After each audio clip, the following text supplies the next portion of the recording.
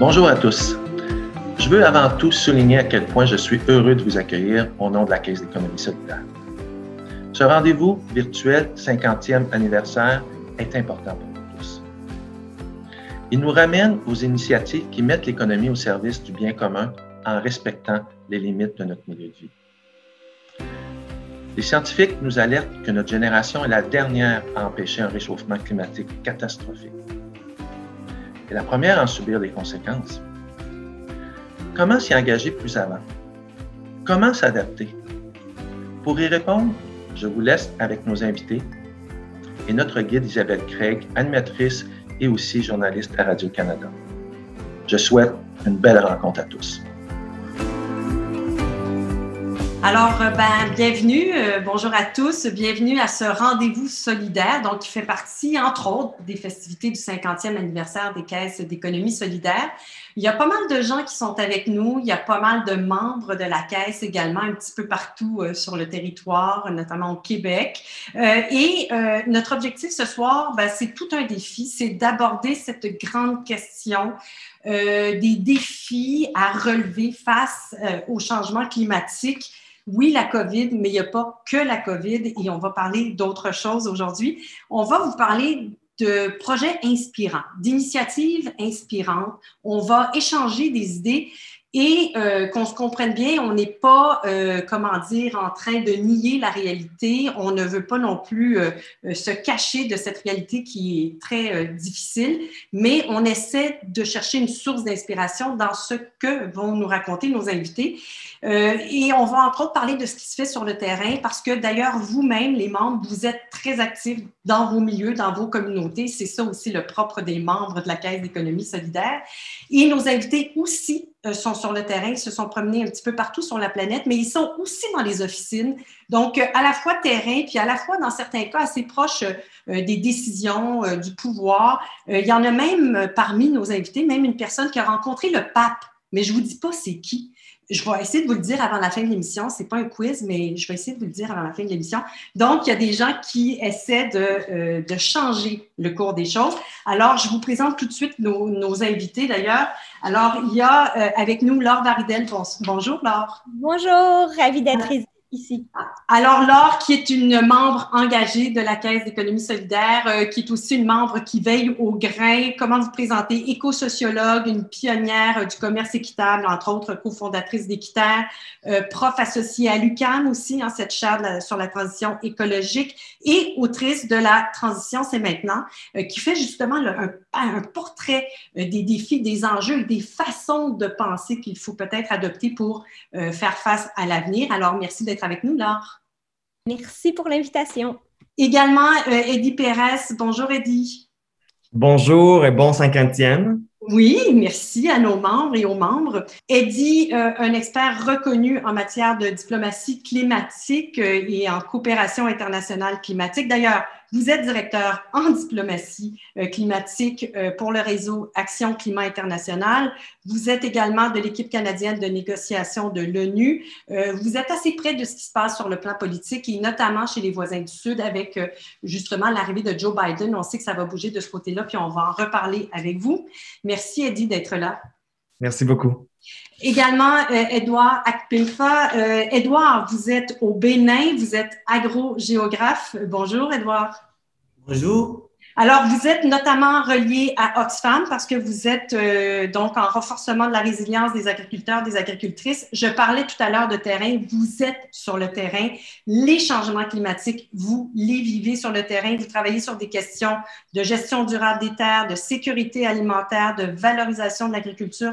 Ce sont des thèmes dont on va parler parce que maintenant, ce sont des thèmes qui préoccupent tous les pays. Et en sortir de pandémie, on va d'ailleurs aborder cette question-là. Merci d'être là, Édouard. Merci pour l'invitation. Et Cyril Dion, qui est en France. Bonsoir, Cyril. Bonsoir. Alors, Cyril, co-réalisateur du film Demain, qui est un film qui a eu un succès, faut le dire, planétaire, qu'on a vu ici beaucoup au Québec, qui nous a montré justement des gens sur le terrain qui ont une autre façon de faire, qui veulent changer le monde. D'ailleurs, on dit que ça a inspiré des maires, des communautés et que ça faites des changements. Vous êtes aussi de ce film qui vient d'être terminé, qui s'appelle Animal sur la biodiversité, qu'on a très hâte de voir et on va reparler de biodiversité. Et vous êtes aussi, et ça aussi on va en reparler, garant de la Convention citoyenne pour le climat. Et ça, si les gens ne connaissent pas, c'est une initiative absolument unique. 150 citoyens français qui se sont mis ensemble pour repenser les lois, pour faire des propositions au gouvernement. Et on est en plein dans le cœur de cette affaire-là, n'est-ce pas, Cyril?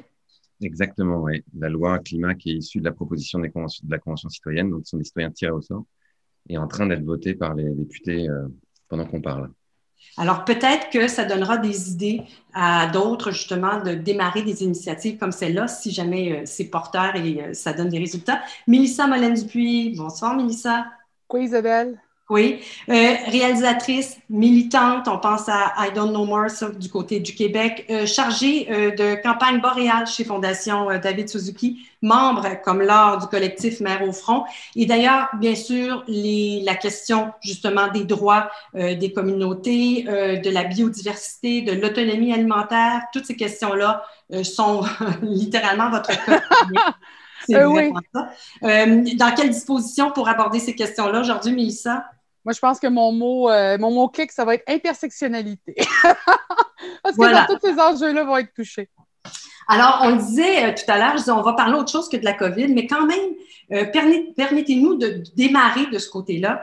J'ai envie de vous demander à tous en quoi la pandémie, et on n'en est pas complètement sorti, certains pays plus touchés que d'autres, on pense entre autres à la France, le Bénin d'ailleurs un peu moins, en quoi la pandémie va-t-elle ou non permettre une relance et permettre d'axer les interventions des gouvernements, des États, des individus vers justement la lutte au changement climatique. Donc, est-ce qu'il va y avoir un avant et un après pandémie? Je vous lance cette énorme question-là. Laure, je me lance avec vous.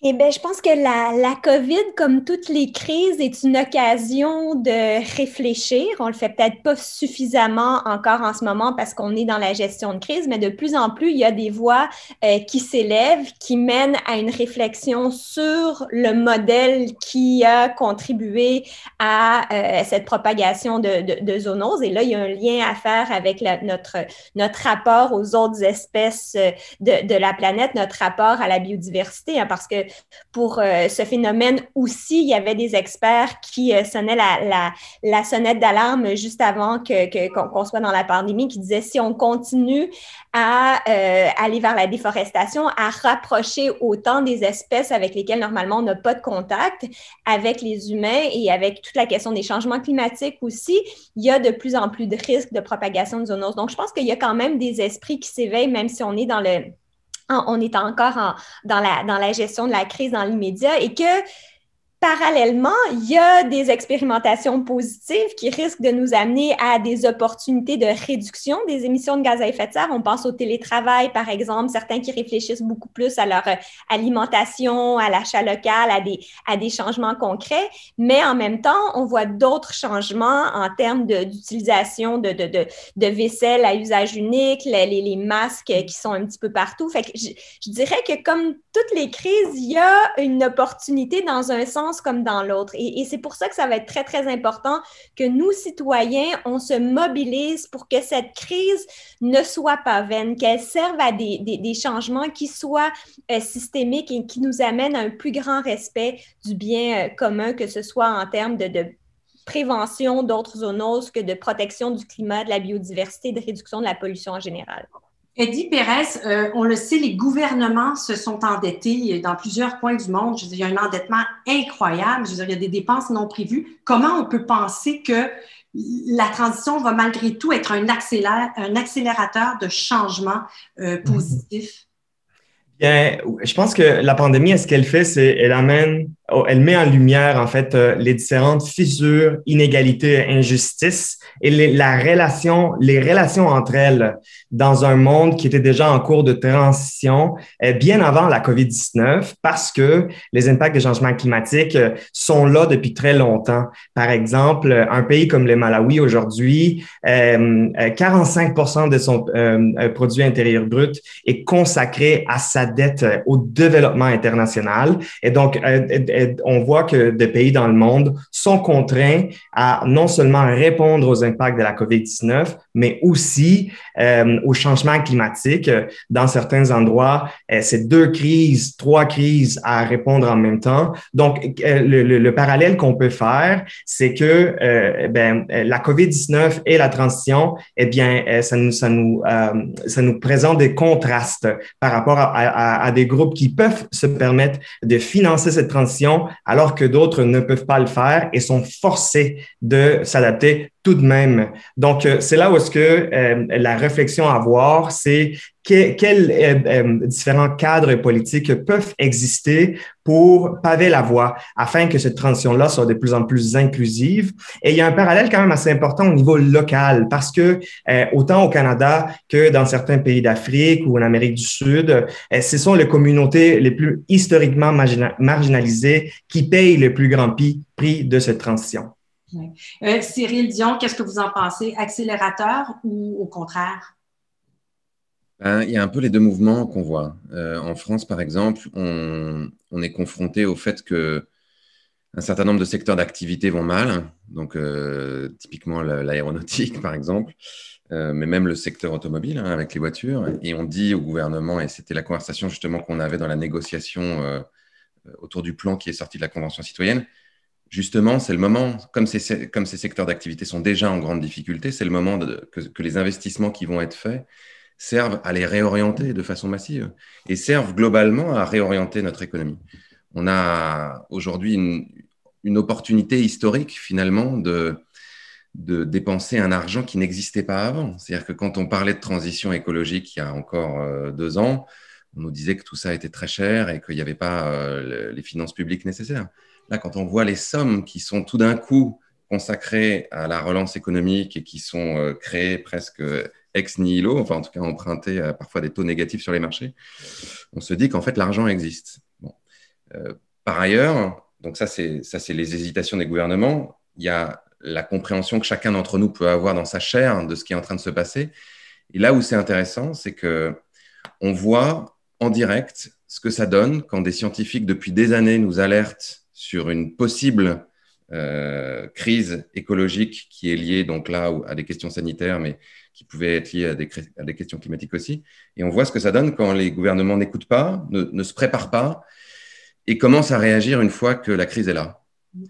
Et là, on voit bien que ça n'est pas soutenable, alors que on est dans une situation où le virus va s'en aller. Enfin, je veux dire, au bout d'un moment, on va trouver suffisamment de vaccins ou de traitements et on va pouvoir en sortir. La différence, c'est que la crise climatique, elle, sera irréversible. À partir du moment où on aura dépassé, par exemple, 2 degrés de réchauffement planétaire et que ça aura éventuellement déclenché des boucles de rétroaction positive, c'est-à-dire des phénomènes de cercle vicieux qui accélèrent et qui commencent à transformer des paysages, à les rendre de plus en plus arides, etc., le retour en arrière sera quasi impossible. Donc, on voit bien là, et c'est ça qui m'intéresse, moi, dans cette situation, que la nécessité d'anticiper est absolument cruciale et qu'il ne faut surtout pas refaire l'erreur qui a été faite autour de ce qui se passe avec la COVID-19. Edouard, de votre côté, on parle du mystère du continent africain qui est un petit peu épargné par la COVID. Vous êtes au Bénin, d'ailleurs, où l'environnement est protégé par la Constitution. C'est quand même pas rien. Qu'est-ce que vous en pensez de votre côté, vu de là où vous êtes? Est-ce que la COVID va être une occasion ou pour le moment, ce n'est qu'un problème à gérer et des dépenses additionnelles? Comment vous voyez ça? Je pense que le Bénin est moins touché que le Canada ou les pays européens par rapport à la COVID-19. Néanmoins, le Bénin est touché. Il y a un impact palpable, visible. Est-ce que la pandémie va être un accélérateur? Ma réponse va être un peu mitigée. mitigé dans le sens que c'est vrai que la pandémie a permis de mettre à la surface du monde les inégalités, les injustices.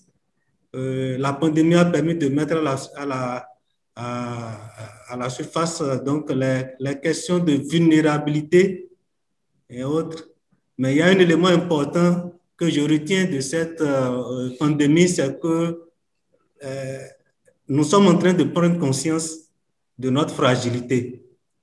De plus en plus, l'opinion publique est en train de prendre conscience, les citoyens sont en train de prendre conscience de notre vulnérabilité malgré les technologies avancées, les prouesses technologiques et autres. Je me demande si nous pouvons réellement tirer leçon de cette pandémie. Si on arrive à tirer les leçons qu'il faut de cette pandémie, ça va être pour moi un accélérateur. Effectivement, vous avez raison de le souligner. On a vu des efforts colossaux. On a vu des gens travailler ensemble, des scientifiques s'y mettre et on se dit, mais cet effort de guerre, puisque c'est de ça dont il est question, il faut maintenant le mettre au service de la lutte au changement climatique. Mélissa, de votre côté, est-ce que vous diriez que ça peut être effectivement un accélérateur et est-ce qu'il y a des secteurs, parce que ce sera ma prochaine question, où il y a encore plus de prise de conscience? On a parlé, des injustices, des inégalités, mais il y a quand même des pans de l'économie où on s'est dit, mais attendez, là, ça ne fonctionne pas là, de ce côté-là. Isabelle, le plus drôle, c'est que c'est pas drôle en même temps, là, mais le plus bizarre, c'est que ça fait des années que les communautés autochtones, un peu partout dans le monde, avertissent justement de l'arrivée des changements climatiques. Ils les nomment parce qu'ils ont les yeux sur le territoire. Ce sont les scientifiques du territoire parce qu'ils sont en observation constante de ce qui se passe, qui se transforme. Donc, ça fait longtemps qu'on appelle justement à la communauté de dire les changements climatiques ne s'en viennent pas, ils sont là. La pandémie, présentement, ce n'est pas un précurseur au changement climatique, c'est une conséquence des changements que le territoire a vu se transformer. Puis il faut voir quand même qu'il y a une déconnexion d'un grand pan de l'humanité face à sa responsabilité au territoire, face à sa connexion au territoire. Les communautés ont souvent proposé justement de reconnecter les gens au territoire, de reconnecter à la responsabilité qu'on a. Je travaille beaucoup présentement dans les projets d'aires protégées autochtones. Et dans ces projets d'aires protégées-là, on voit vraiment deux concepts qui s'opposent. Celui de l'aire protégée qu'on dit traditionnelle, et c'était celle où on enlève l'humain du territoire, alors que les communautés autochtones proposent des aires protégées où l'humain est en interaction avec le territoire, qu'il y a de la cueillette, qu'il y a de la cueillette d'animal aussi qui se fait, mais en relation avec l'équilibre du territoire. Et on a vu que le rapport de l'IPBES qui était sorti en 2019, juste avant justement la crise du COVID, disait que de toutes les formes d'aires protégées, celles qui étaient des aires protégées gérées par des communautés autochtones étaient les plus en santé. Pourquoi? Parce qu'on a arrêté de sortir l'humain de la solution et on l'a mis au travail justement la problématique. Donc, ce qui est vraiment très difficile à faire voir, c'est comment la connexion justement à notre relation à la Terre a vraiment été manufacturée dans les dernières 100-150 ans pour nous voir vraiment distants. Donc, reconnecter les humains présentement, c'est vraiment extrêmement important. C'est ce qui fait que notre présence humaine a repoussé les limites de la forêt au point que maintenant, un pangolin puis une chauve-souris se sont rencontrés et ont créé une problématique. Là, on continue de vouloir pousser, on continue de vouloir prendre le plus d'espace possible en laissant des petits pans de forêt pour que les animaux se débrouillent au travers, mais sans jamais dire « il faudrait peut-être qu'on change ou qu'on se transforme ». Et ce que je dis présentement, c'est parce que c'est en lien avec l'économie de la transition, puis justement l'intersectionnalité de la justice climatique, c'est-à-dire on va trouver des solutions, mais pour quel pan de la population, au détriment de quel pan de la population. Fait que ça, c'est des questions qui vont s'en venir beaucoup et qui ont été découvertes justement par la crise du COVID. Des énormes défis parce que les derniers chiffres le montrent. On a encore perdu des millions d'hectares de forêt, notamment du côté du Brésil. Je suis sûre que Cyril le dit, vous avez tous suivi ça. C'est encore catastrophique. Chacun dans vos secteurs respectifs, est-ce que vous pourriez nous donner des exemples précis de secteurs d'activité ou de domaines dans lesquels il y a un déclic, il y a une prise de conscience? Moi, je pense entre autres ici, là, au Québec, L'autonomie alimentaire. On n'a jamais parlé autant d'autonomie alimentaire. On s'est rendu compte qu'on ne pouvait plus recevoir certaines denrées, certains produits, qu'on n'était pas capable nécessairement de nourrir, et surtout pas de nourrir nos populations. Certaines régions étaient fermées. Écoutez, c'était vraiment toute une prise de conscience. Dans vos secteurs respectifs, ça peut être ça si vous voulez continuer sur ce chapitre-là, mais dans vos secteurs respectifs, donnez-nous des exemples justement de prise de conscience, donc positifs, de ce que ça a pu amener. De votre côté, Laure? Mais en fait, celui que tu nommes, c'est le premier qui vient en tête pour le Québec, toute la question de l'autonomie alimentaire. Puis au-delà de l'autonomie alimentaire, pardon, il y a aussi la manière de faire l'agriculture parce qu'il y avait déjà un courant avant la COVID, une forte popularité du maraîchage biologique, de la permaculture, d'autres manières d'occuper le territoire sur des plus petites surfaces, de faire de l'agriculture évidemment biologique. Mais là, de plus en plus, on parle aussi de l'agriculture biologique régénératrice, c'est-à-dire qu'en plus de faire fi de l'utilisation de pesticides et d'engrais chimiques, on utilise des méthodes qui vont permettre de capter le carbone, qui vont contribuer davantage à la préservation de la biodiversité, à la santé des sols. Donc, on a une compréhension beaucoup plus complexe de l'agriculture, du rôle de l'agriculture aussi dans la société qu'on l'avait il y a quelques années. Et là, la pandémie a fait en sorte qu'on a vraiment mis le regard là-dessus et qu'on s'est interrogé sur notre rôle dans l'économie aussi, parce que dans le fond, c'est tout le support à l'économie locale, l'achat local qui a aussi été dans la discussion, notre capacité à répondre à nos besoins directement localement. La dimension qui manque encore, c'est la question de l'empreinte écologique. La réflexion globale n'est pas toujours là de manière complète, mais je dirais que de plus en plus, elle est présente.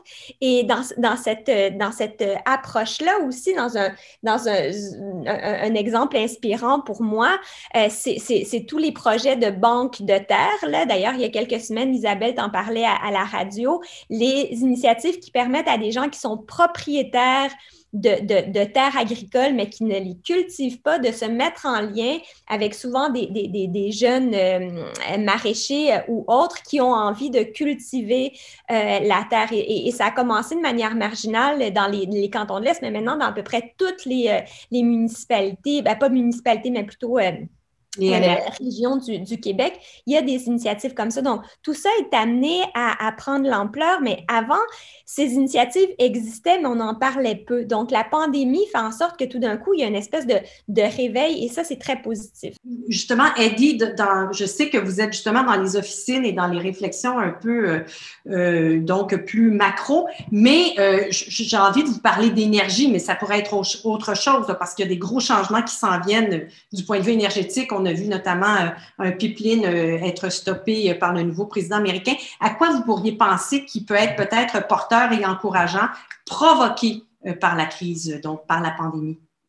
Oui, je pense que le point de départ d'un point de vue énergétique, c'est que la COVID-19 a amplifié un message que les gens qui font les négociations ou discutent de ces enjeux-là, on en sait quand même depuis longtemps, c'est que l'industrie pétrolière, l'énergie pétrolière, elle, à la base, vient d'un marché extrêmement volatile. Et l'impact que la COVID-19 a eu sur le prix du pétrole l'année passée, lorsque ça a chuté au niveau négatif, ça a montré en fait l'extrême vulnérabilité de ce secteur-là et forcé une discussion sur la suite de choses. Mais d'un point de vue de la santé, parce que la santé a été quand même au cœur des discussions en 2020 et 2021, il y a aussi l'élément sur l'impact que l'industrie pétrolière, la pollution a sur la santé des gens. Il y a un rapport qui a montré que 9 millions de personnes chaque année meurent en lien avec la pollution venant du charbon et du diesel et que il y avait un impact direct avec les zones rurales. On a démontré également que le Canada avait, par exemple, dans le milieu du transport, juste pour faire un lien entre les deux, le système de transport le plus polluant, le plus sale de la planète entière. Et donc, on est aujourd'hui devant un paradigme moral où on doit se poser la question sur les énergies renouvelables. Et là-dedans, ce qui est vraiment très inspirant, deux choses pour moi. La première, c'est la mobilisation au Québec par rapport rapport à des projets comme GNL Québec, mais aussi la compréhension que la suite, elle va être basée sur la justice sociale, l'importance de la reconnaissance du territoire et que c'est pas juste au Canada que ce débat se passe, mais aux États-Unis également, avec, par exemple, le nouveau président Biden qui, dans un plan d'infrastructure qui va coûter à peu près 3 000 milliards de dollars sur 10 ans, l'un des enjeux, c'est de s'assurer que la justice sociale, la création d'un panel qui écoute l'avis des communautés les plus affectées puisse être entendu dans la création de nouvelles opportunités en matière d'énergie renouvelable.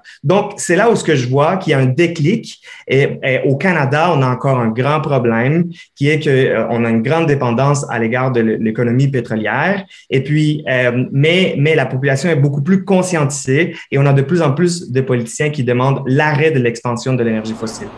La pollution n'a pas de frontières. C'est le jugement de la Cour suprême.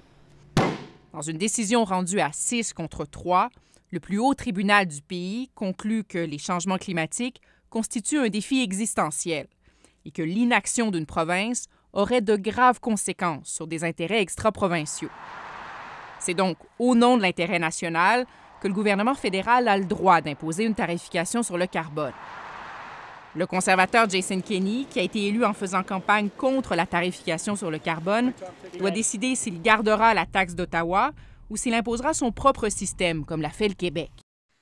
Cyril Dion, de votre côté, avec la Convention citoyenne, bon, les questions justement d'autonomie alimentaire, de chaîne de production sont dans les discussions. La question des énergies fossiles, du transport, là, vous en parliez tout à l'heure, en ce moment, ça achoppe. Mais qu'est-ce que vous diriez, vous, comme prise de conscience qui peut finalement avoir des retombées positives? Qu'est-ce que ce serait pour vous? Ce qui a été intéressant, là, c'est qu'on a pris conscience de ce qu'il faudrait faire pour réduire nos émissions de gaz à effet de serre de façon à respecter les accords de Paris. Là, en 2020, a priori, à l'échelle mondiale, les émissions auront baissé de 7 à 8%. C'est ce qu'il faudrait faire chaque année, pendant des décennies, pour arriver à tenir ces objectifs. Simplement, on comprend bien que chaque année, on ne va pas avoir un confinement de plusieurs mois où on va mettre l'économie à l'arrêt, où on va empêcher les avions de voler. Donc ça me paraît être la prise de conscience la plus intéressante. C'était comment est-ce qu'on parvient à une sobriété qui nous fait atteindre les mêmes objectifs sans le confinement. Ça nous a donné un ordre de grandeur, d'une certaine manière. L'autre chose qui a été très notable, c'est ce dont les uns et les autres ont parlé, c'est la question de la déforestation, du lien direct qu'il y a entre le fait qu'on déforeste et qu'on détruit les habitats des animaux sauvages et la possibilité d'avoir de plus en plus de pandémies. C'est aussi d'ailleurs le cas de l'élevage industriel. Et là, par exemple, en France, on voit une initiative du ministère de l'Agriculture qui a décidé de replanter 50 millions d'arbres. Clairement, ils n'en parlaient pas avant la pandémie. Donc, je pense qu'il y a quand même quelque chose qui est en train de rentrer dans les cerveaux, qui est que réensauvager certains espaces, permettre aux animaux sauvages d'avoir des espaces pour vivre, c'est important. Et comme la reforestation a aussi un impact sur la captation du carbone et donc sur le réchauffement climatique, c'est tout bénef. Un troisième sujet qui a été très notable en France, en tout cas, et particulièrement dans les grandes villes, c'est l'explosion du vélo, donc qui a été lié au virus et au fait que les gens n'avaient pas envie de s'agglutiner dans les transports en commun, mais aussi au fait qu'à un moment, en tout cas, on a parlé de la relation entre la pollution de l'air et le virus. Et le fait que les particules fines qui étaient émises par les voitures, et notamment le diesel, étaient peut-être susceptibles de maintenir dans l'atmosphère le virus de façon plus importante. Et tous ces facteurs conjugués ont fait que de plus en plus de personnes se sont mis à faire du vélo en France. On a vu 87% d'augmentation d'utilisation du vélo après le confinement et 50% sur un an dans les grandes villes. Et ça, c'est a priori quelque chose qui va durer puisque les villes se sont mises à créer des infrastructures pour permettre aux gens de faire du vélo, donc des pistes cyclables protégées, des endroits pour garer les vélos, même des petites bornes pour pouvoir réparer, regonfler et tout ça. Donc ça, c'est quand même extrêmement positif. Et la dernière chose dont je voudrais parler, c'est en positif en tout cas, c'est la relation avec la santé. Là, on mesure que d'une certaine manière, ce qui est le plus important pour la plupart des gens, et c'est d'ailleurs confirmé par tout un tas d'études sociologiques qui sont faites à travers le monde, c'est la santé. À partir du moment où la santé fout le camp, tout le reste fout le camp. Cette prise de conscience-là est en train petit à petit d'infuser aussi dans le domaine du changement climatique. Il y a eu notamment un papier assez fracassant dans The Lancet qui disait « Si on ne fait rien face à la crise climatique aujourd'hui, on va foutre en l'air des décennies de progrès qu'on a fait dans le domaine de la santé qui nous ont permis de sécuriser le fait que les populations vont aller de mieux en mieux. » Le changement climatique va remettre ça en question, à la fois parce qu'on va être confronté à des chaleurs extrêmes, mais aussi parce que un certain nombre d'épidémies pourraient, là aussi, être favorisées par le changement climatique. On pense notamment aux virus qui pourraient être enfermés dans le permafrost dans les zones les plus froides.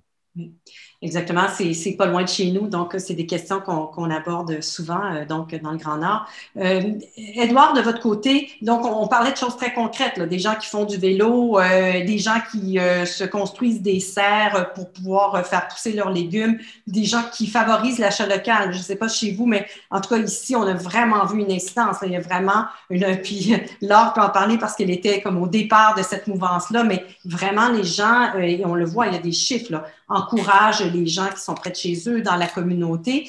De votre côté, Édouard, on parlait là, de l'incidence réelle des changements climatiques. Vous êtes sur le terrain, vous êtes en agriculture, vous les vivez.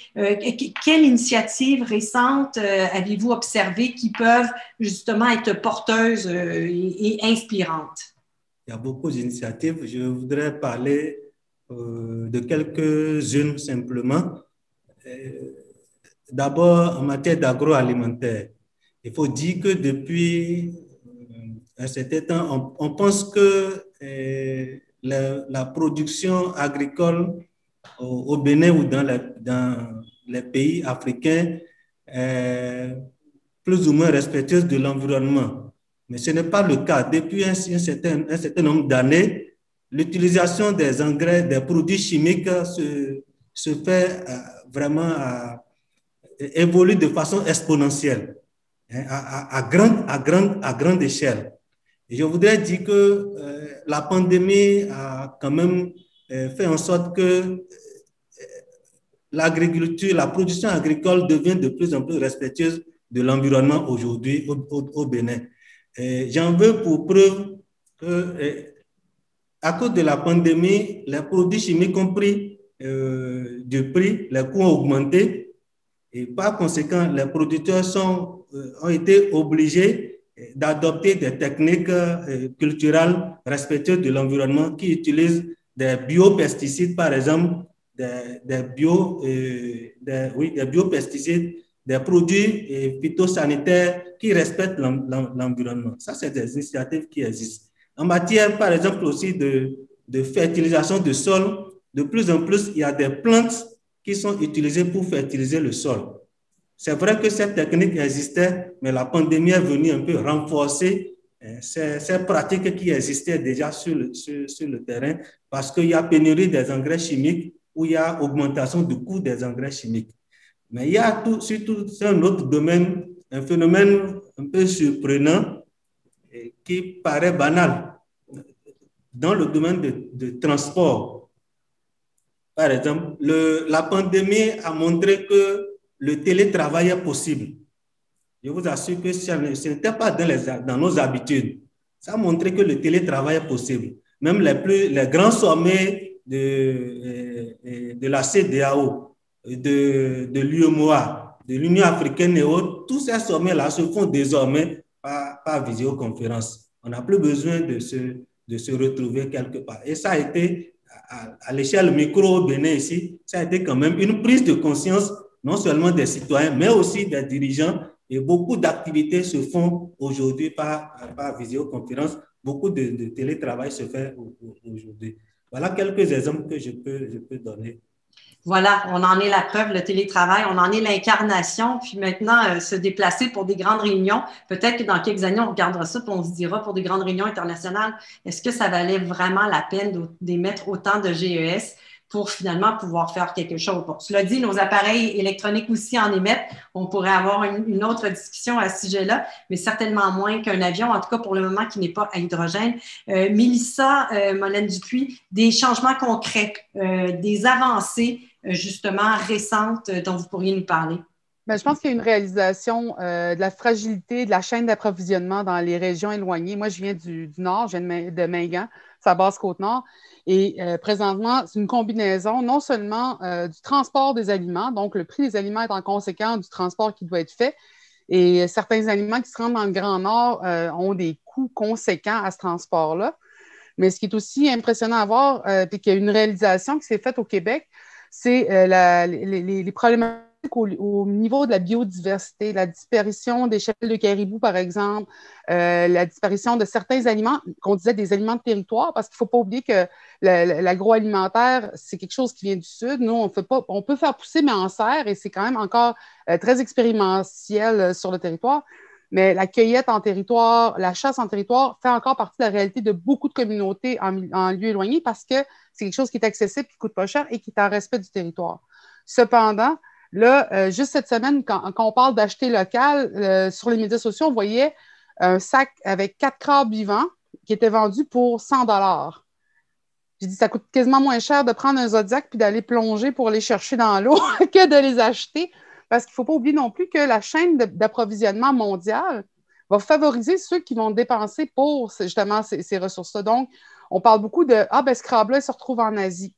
Et ça nous fait quand même réfléchir aussi beaucoup de l'approvisionnement de certains aliments qu'on trouve naturels à recevoir, du chocolat, du café, des viandes, tous ces produits-là qui arrivent très facilement, qui sont des fois les moins chers, mais qui ont voyagé énormément. C'est quand même de prendre la réalité d'où vient notre bol alimentaire, d'où vient notre approvisionnement et de qui qui en bénéficie et qui n'en bénéficie pas, justement. Donc, présentement, ceux qui vont bénéficier des coupes forestières ne voient pas le danger que ça a sur l'approvisionnement alimentaire des communautés dans le Nord. Ou si nous, on prend une barre de chocolat à $1, on ne voit pas l'impact que ça a sur la communauté qui, elle, fait pousser le cacao et l'exporte. Donc, je pense qu'il y a une réalisation de notre chaîne alimentaire, comment elle est composée, et aussi de nos réactions en tant qu'humains. Qu'est-ce qui a été la première réaction de la pandémie? Le papier de toilette. La deuxième affaire, ça a été magasiné sur Amazon. Mais quand on a eu tout le papier de toilette qu'il nous fallait, puis qu'on a dépensé tous nos sous, qu'est-ce qu'on a fait? C'était quoi la première vraiment réaction innée? Ça a été d'aller dans les parcs, les forêts, les CEPAC, camper, aller en Gaspésie, aller sur la Côte-Nord. Les gens se sont tournés vers la nature parce qu'il y avait une solution naturelle à l'anxiété générale qu'il y avait au Québec. Et tout le monde a fait du vélo parce que ça faisait du bien. Tout le monde a commencé à faire du sport parce que ça faisait du bien. On est allé dans les parcs parce que ça faisait du bien.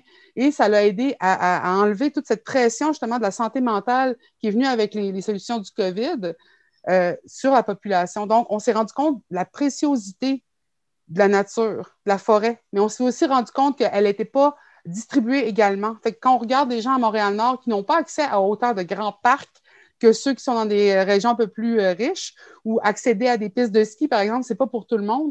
On se rend compte qu'il y a encore un déséquilibre de l'accès à la nature et ça aussi, ça a été une belle réalisation qui s'est faite avec le COVID. Oui, c'est ça, toutes sortes d'effets secondaires puis d'effets spéciaux insoupçonnés, notamment de la COVID, les gens qui quittent les villes, qui vont s'installer à la campagne, le prix des maisons qui augmentent un petit peu partout dans les villes. En fait, on n'arrête pas de les mesurer, ces effets-là. J'ai envie de vous parler de consommation parce que quand on parle d'agroalimentaire, quand on parle de réduire nos émissions comme on le fait cette année parce que les chaînes de production ont été ralenties, on parle du transport maritime qui est même lui-même touché. Mais est-ce qu'on ne va pas repartir dans une consommation effrénée? Est-ce qu'il n'y a pas là, carrément, là, vraiment, il y a quelque chose il y a une pierre angulaire là, du côté de la consommation? Est-ce qu'il faut nécessairement, réduire? Qu'est-ce que ça peut avoir comme effet sur notre consommation? Est-ce qu'on va repartir en peur? Laure, qu'est-ce que vous en pensez? C'est clair que globalement, il faut réduire notre consommation si on veut réduire la taille de notre empreinte écologique, puis que malheureusement, le paradigme dominant nous pousse toujours à consommer plus, puis il y a une confusion dans l'esprit dans nos sociétés capitalistes, que l'identité à avoir avec ce qu'on consomme. Donc, tant qu'on n'aura pas une réflexion plus globale sur le sens plus profond de notre existence qui va bien au-delà de la consommation. Je pense qu'on va avoir de la misère à freiner ça, mais je pense que justement, la pandémie et l'arrêt forcé a amené beaucoup de gens à réfléchir à cet aspect-là, puis à réaliser que finalement, ils n'avaient pas besoin de toutes les bébelles qu'ils achetaient au centre d'achat les fins de semaine, puis qu'ils pouvaient vivre avec beaucoup moins, puis que dans le fond, ce qui était le plus important dans leur vie, c'était la qualité des liens avec les personnes qu'ils aimaient, bien plus que beaucoup d'aspects aussi de cette espèce de course du consommer-jeter qui mène aussi à l'endettement, qui mène aussi à un stress permanent, à des conséquences sur la santé mentale. Donc, je pense que ces éléments de réflexion-là par rapport à la consommation sont là quand même.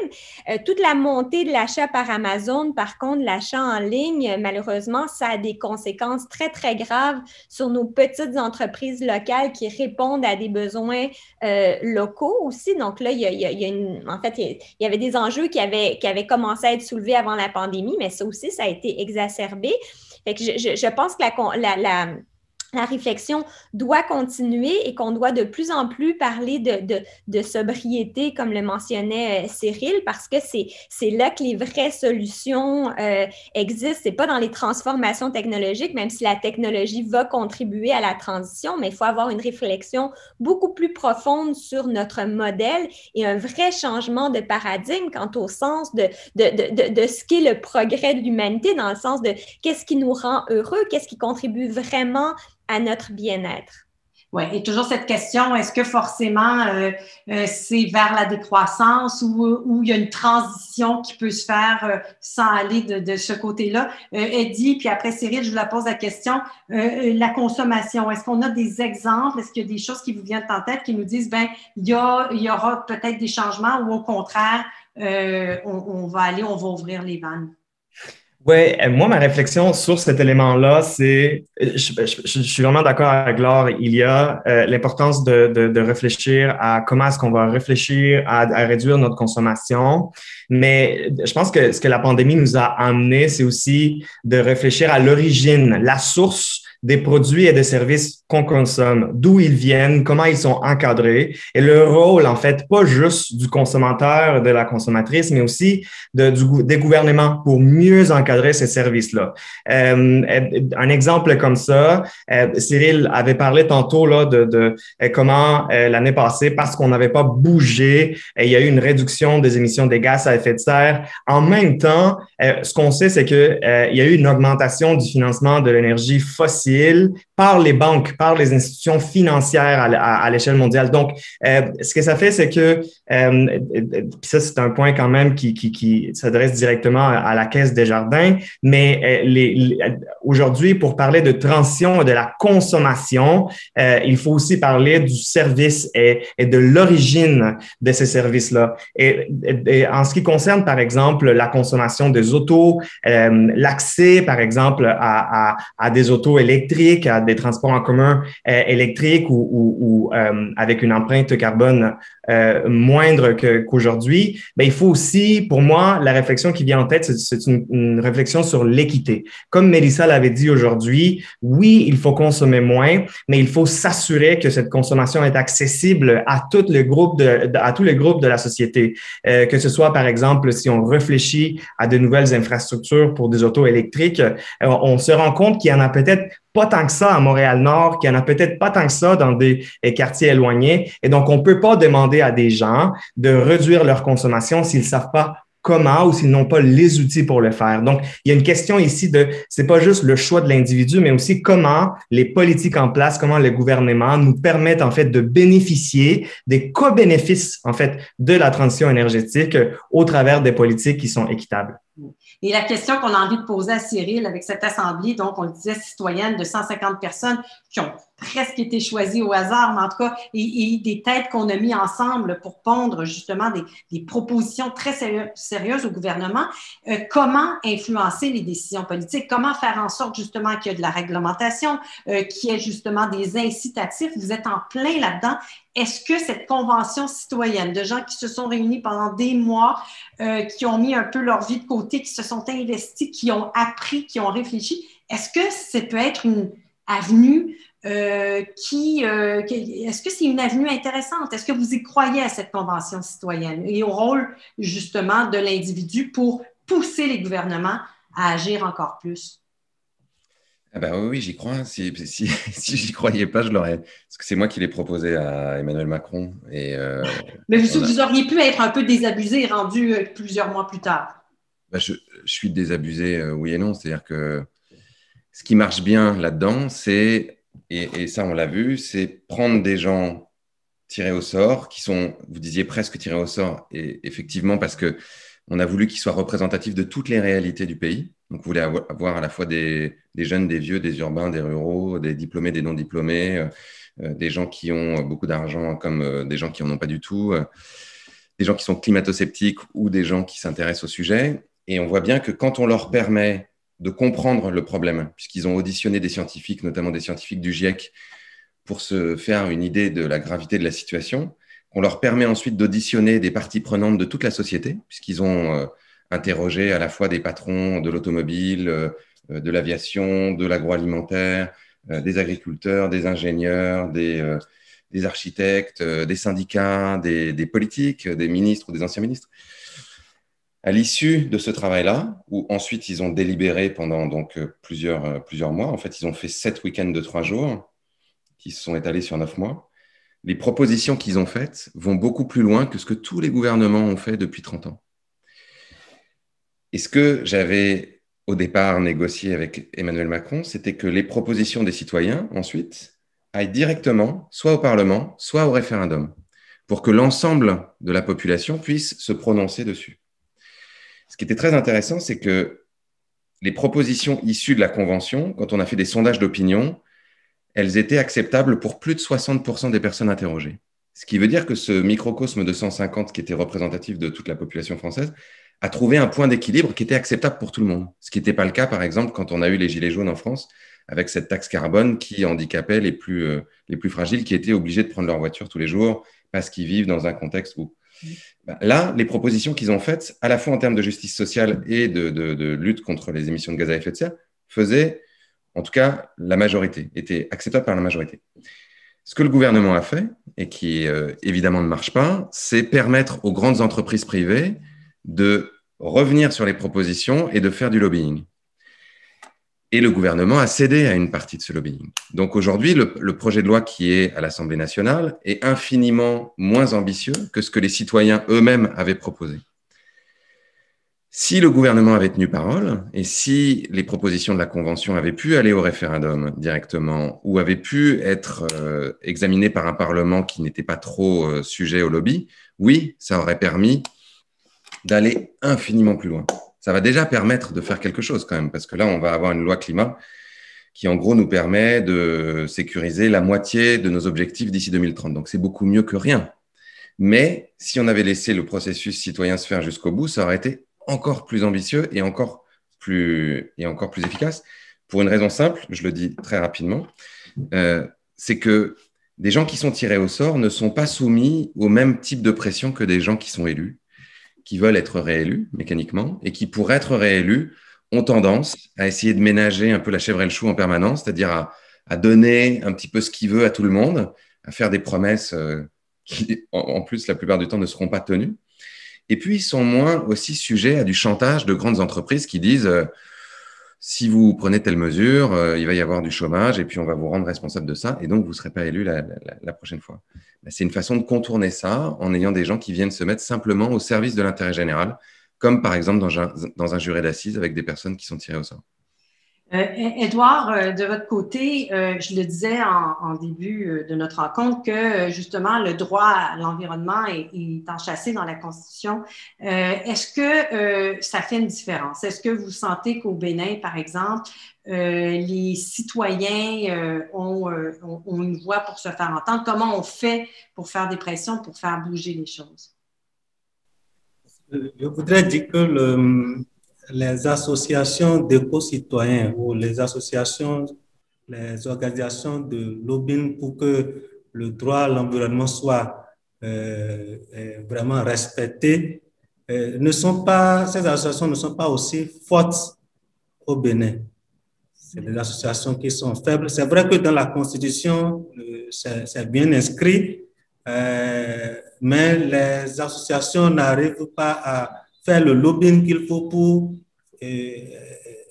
permettre aux décideurs, donc aux politiques, de prendre les meilleures décisions. Et ce que je voudrais aussi dire, c'est qu'il y a un peu un paradoxe. Lorsque les associations font les lobbying en Europe, aux États-Unis et autres, par exemple, pour que les véhicules qui consomment plus ne soient plus utilisés, malheureusement, ces véhicules sont déversés vers les pays africains. Vous voyez? Et le lobbying ne se fait pas comme cela se doit dans ces pays-là pour que nos dirigeants aussi puissent prendre les décisions qu'il faut. Et ce sont ces véhicules qui polluent l'environnement en Europe. C'est ça qu'on déverse, c'est ça qui revient dans nos différents pays et c'est ça que nous utilisons.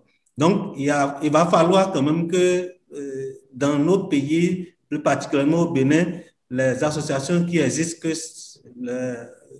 on puisse renforcer leur capacité, ou bien que ces associations puissent s'organiser mieux pour se faire entendre, pour faire fléchir un peu les politiques dans les prises de décision favorables à l'environnement. Oui, puis on comprend que donc tout est interrelié. Si nous, ici, on se débarrasse de nos véhicules polluants puis on les envoie, comme on le fait avec nos déchets, je veux dire, on est dans une espèce de cycle infernal.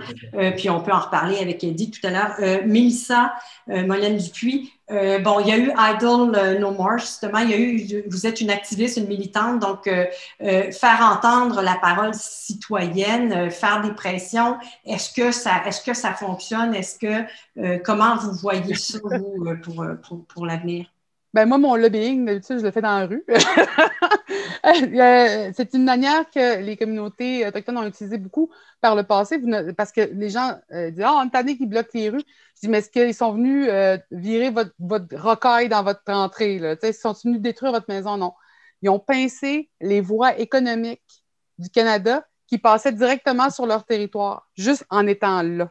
Donc, le citoyen, en étant là, en se faisant entendre, peut changer autant de choses que l'industrie. On a pu le voir avec les Wet'suwet'en. C'est pas encore parfait, puis là, malheureusement, les Wet'suwet'en, ils ont malheureusement été... ils ont subi un peu le COVID par le fait qu'on ne pouvait pas se mobiliser autant dans les rues. Mais je vois encore la jeune génération qui le fait présentement d'une façon sécuritaire avec des masques. Pourquoi je dis ça? C'est que j'entends parler de l'économie, puis l'économie est souvent... dans le paradigme qu'on nous force depuis des années, ben, c'est le paradigme de la consommation. Comme tu disais, Laure, c'est notre identité, je suis ce que je consomme. Alors que depuis des milliers d'années, on a des légendes, on a des textes, plutôt, excusez-moi, des thèmes oraux qui ressortent. Et un thème qui ressort souvent, c'est le Wendigo. Le Wendigo, c'est un monstre qui est cannibale, qui mange la chair humaine. Et ça arrive des fois dans les temps de famine où est-ce qu'il dépasse ce tabou-là de manger de la chair humaine. Des fois même, on parle d'histoires d'horreur comme une mère qui mange ses enfants. Et ces légendes-là étaient vraiment transmises, pas juste parce qu'elles faisaient peur et que c'était drôle, mais vraiment pour un avertissement que quand on dépasse les limites du naturel, on se fait punir. Et présentement, le capitalisme est une économie de Wendigo. On mange la capacité de nos enfants à pouvoir survivre dans le futur. Donc, on devient des Wendigo des 7 futures générations à s'en venir. C'est pas pour rien que présentement, on travaille fort à renforcer la voix des jeunes. Par exemple, avec Mère au front, on renforce aussi notre crainte pour nos enfants qui s'en viennent. Et quand chaque fois que j'arrive avec l'idée de l'économie du Wendigo, c'est donc bien cute. C'est pas cute, c'est vraiment ça. Est-ce qu'on le fait vraiment en prenant à crédit on va développer de l'argent, on va sortir de l'argent pour développer des solutions, mais cet argent-là, elle est pris à crédit pour les 7 futures générations. Donc, on voit une génération présentement qui se pointe, qui sont au courant, qui voient les injustices, qui vont dans la rue pour se faire entendre et qui, tranquillement, vont prendre les places dans les institutions du futur. Donc, il ne faut pas négliger la place que les jeunes, par exemple, de la crise étudiante ont maintenant, aujourd'hui, sur la place publique. Les personnes comme nous, à Idle No More, la place qu'on a sur la place publique, nos voix se font entendre parce qu'elles sont justes et elles touchent tout le monde. Et ça a été d'ailleurs, pour finir, une des raisons pour lesquelles, quand j'ai commencé à me mobiliser, je l'ai faite à cause des politiques de l'éoduc, à cause de la protection de l'eau, et j'étais en opposition carrément à Stephen Harper. Et à un moment donné, c'était épuisant. Et là, je me suis dit, On va le faire pour Stephen Harper, pour ses petits-enfants. Et là, l'énergie, le message a coulé de soi et personne n'a jamais pu dire le contraire. C'est comme Cyril le disait, la voix citoyenne, quand elle travaille ensemble pour le bien du commun, c'est comme un canot sur une rivière qui fly vers le futur. Fait que, il n'y a vraiment pas à douter du pouvoir de la voix citoyenne quand on veut trouver des solutions et qu'on est prêt à faire le travail pour. Oui. Donc, il y a l'aspect micro, puis j'aimerais ça qu'on en reparle tout à l'heure, parce qu'une question sous-jacente, c'est toujours, est-ce que les petites initiatives, puis là, je pense entre autres aux gens qui nous écoutent, qui sont dans leur communauté, sur le terrain, dans des OBNL, dans des petits organismes, peuvent justement avoir une influence ou même être reproductibles. Mais avant, faisons un détour par les décideurs, par le politique. Et Eddie, je me tourne vers vous. On a une nouvelle administration chez nos voisins américains. Écoutez, on ne peut pas en faire abstraction. J'aimerais ça parler quand même des énergies puis des énergies fossiles parce que ce n'est pas qu'un petit dossier. Ça peut paraître technique, mais quand on voit qu'un projet de l'éoduc qui est stoppé, quand on voit GNL au Québec, ça, c'est du gaz liquéfié pour ceux qui ne connaissent pas ce projet-là et dont le BAP vient de dire, ben, écoutez, il y a beaucoup plus de désavantages que d'avantages. Là. Est-ce qu'on n'est pas en train d'assister ou est-ce que c'est une pensée magique à un changement de paradigme? Quand on entend Joe Biden parler de l'éolien, alors que Donald Trump ridiculisait ce type d'énergie, Eddie, est-ce qu'on va apprendre des choses bientôt? Vous qui êtes dans les officines, là, est-ce qu'il va y avoir des annonces? Est-ce que vraiment du côté des énergies fossiles, il va y avoir des changements? Alors, moi, je l'espère et je veux joindre en fait mon commentaire avec l'élément très micro parce que ce que Biden est en train de faire, il le fait en réponse d'une mobilisation citoyenne forte, des mouvements comme Youth Sunrise Movement, des jeunes leaders autochtones qui sont levés, qui ont influencé la tête des décideurs de Bernie Sanders, de Alexandria Ocasio-Cortez. Et est-ce que ça a fait, ça a influencé la campagne de Biden et des promesses effectuées par rapport à l'accès aux ressources naturelles, à la protection du territoire, se retrouvent aujourd'hui à l'intérieur de l'administration Biden. Et donc, il y a un lien quand même assez fort entre ce que Biden est en train de proposer aujourd'hui et ce qu'il commence à faire depuis le début de l'année avec des investissements supérieurs à 3 000 milliards de dollars et des questions d'équité, d'accès au territoire et de justice sociale. Et donc, oui, ça crée un conflit, par exemple, d'un point de vue économique avec le Canada, mais ça révèle en fait comment on a réfléchi à l'expansion de l'industrie fossile depuis 10 ans. On a réfléchi cela juste en termes de marché, juste en termes économiques et non pas en tenant en considération des effets sociaux, de l'acceptabilité sociale et de l'importance, en fait, de voir comment ces projets-là permettent en fait d'atteindre les objectifs de l'accord de Paris et la limitation de température à 1,5 degré Celsius. Donc, suite à ce que Biden a annoncé, on peut réfléchir à ce qui s'est fait, par exemple, en décembre, quand le Danemark a annoncé qu'ils allaient arrêter toute expansion de l'énergie fossile et le Costa Rica également. Et donc, il y a un appel aujourd'hui à réfléchir pas juste à la consommation, mais aussi à la production de ressources naturelles dans un contexte de carboneutralité. Le problème que je vois actuellement, c'est que je pense qu'il y a un engagement de plusieurs grands émetteurs pour devenir carboneutre dans le moyen terme, mais ça peut pas se faire si on continue, par exemple, à faire de l'expansion à l'échelle domestique et d'acheter des crédits compensatoires au Bénin ou dans d'autres pays en Afrique, comme certaines grandes organisations sont en train de le faire parce qu'on est juste en train d'exporter le problème. Aujourd'hui, ce qu'il faut réfléchir, c'est comment ces grandes émetteurs peuvent réduire des émissions le plus rapidement possible, tenir en considération qu'il y en a quelques-unes des industries dont c'est plus difficile. Le ciment, par exemple, l'aluminium. C'est clair que il y a des industries dont ça va prendre un petit peu plus de temps, mais en tant que tel, il y a un appel quand même assez fort pour mettre un arrêt à l'expansion de l'énergie fossile. Et ça se fait entendre au Canada parce que son plus grand partenaire économique est en train de dire c'est fini, il faut le changer. Mais la bataille n'est pas finie. Il y a encore même de petits pépins où il faut une plus grande mobilisation citoyenne, surtout sur les gaz naturels en Pennsylvanie. Et on parlait tout à l'heure, donc on parle de micro puis d'exemples sur le terrain, même du côté de l'énergie. J'aimerais savoir comment vous voyez l'avenir, c'est-à-dire est-ce qu'on va être dépendant d'une source d'énergie, est-ce que ça va être plusieurs sources d'énergie qui vont cohabiter? On pourrait même parler de biomasse, notamment ici au Québec, on a des entreprises, il y a une coop carbone où les agriculteurs se mettent ensemble puis utilisent donc les déchets de l'agriculture pour se chauffer, etc. Donc, c'est la même chose aussi au Bénin. Vous travaillez, Edouard, sur ces questions-là. Comment vous voyez notre bouquet énergétique? Qu'est-ce que vous en pensez, Laure, dans ce que vous avez vu d'exemples qui sont intéressants, qui sont inspirants? Je pense que ça va aller de plus en plus effectivement vers une diversification d'énergie renouvelable, mais il y a un travail de fond qui doit être fait sur la réduction de nos besoins énergétiques. Et ça, c'est pas suffisamment dans notre champ de vision, je dirais, ce qu'on appelle les négawatts. Est-ce que c'est forcément la décroissance? Mais ça dépend ce qu'on entend par décroissance. Évidemment, la décroissance amène une décroissance matérielle et énergétique, mais après ça, il y a tout le débat dans la décroissance des revenus publics pour payer les soins de santé, le système d'éducation et tout ça. Fait que ça, c'est un débat, c'est une question à part. Mais en termes de décroissance énergétique, oui, je pense qu'il faut aller vers ça.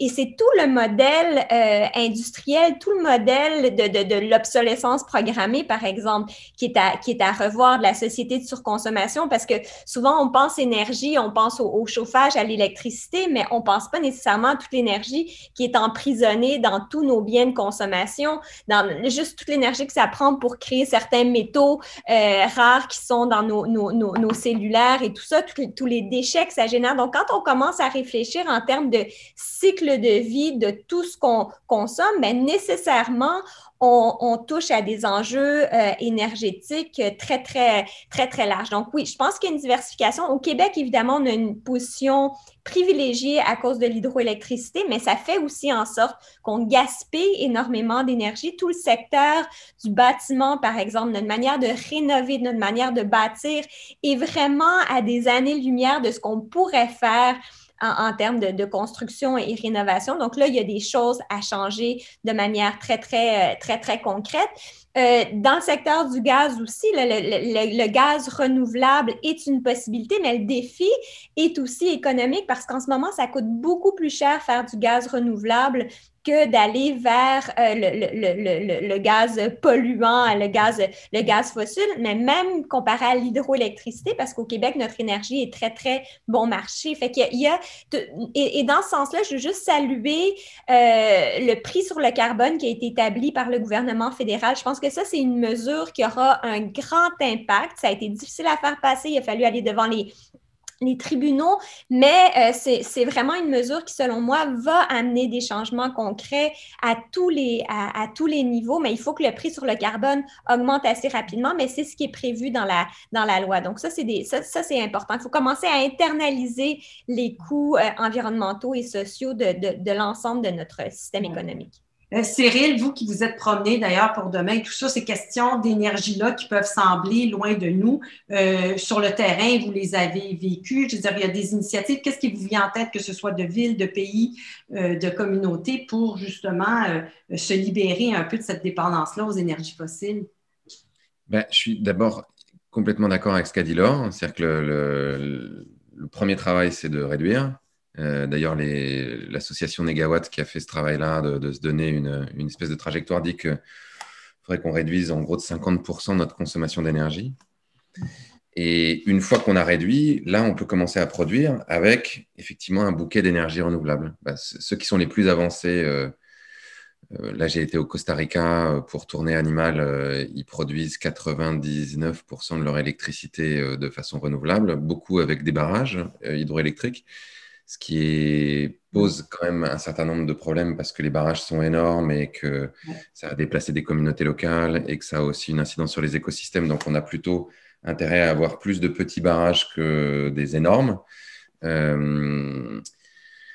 les pays comment on dit, scandinaves, la Suède, le Danemark, là aussi, ont une politique extrêmement ambitieuse sur l'éolien. Le Royaume-Uni, d'ailleurs, est aussi en train d'avoir une politique très ambitieuse sur l'éolien avec le développement de parcs offshore qui devraient pouvoir alimenter une bonne partie du pays en électricité bientôt. Ce qui est intéressant, c'est que chaque pays fait avec ses forces. Donc, il y a des pays qui ont la chance d'avoir une grande diversité de sources possibles. En France, par exemple, dans le sud de la France, on a beaucoup de soleil. Sur les côtes, on a beaucoup de vent. Il y a un certain nombre d'endroits dans le Massif central où on pourrait faire de la géothermie. Il y a d'autres endroits où on a plutôt des zones de montagne où on a donc de forts dénivelés qui permettent de faire de l'hydroélectricité. Et en gros, c'est ça l'enjeu, c'est d'essayer de construire un bouquet qui soit le plus efficace possible en fonction des ressources qu'on a et de trouver des solutions et parfois de complémentarité. Ce qui se passe par exemple au Danemark, c'est que quand ils ont beaucoup de vent et comme ils ont beaucoup d'éoliens, ils ont des journées où ils produisent 140% de leurs besoins en électricité.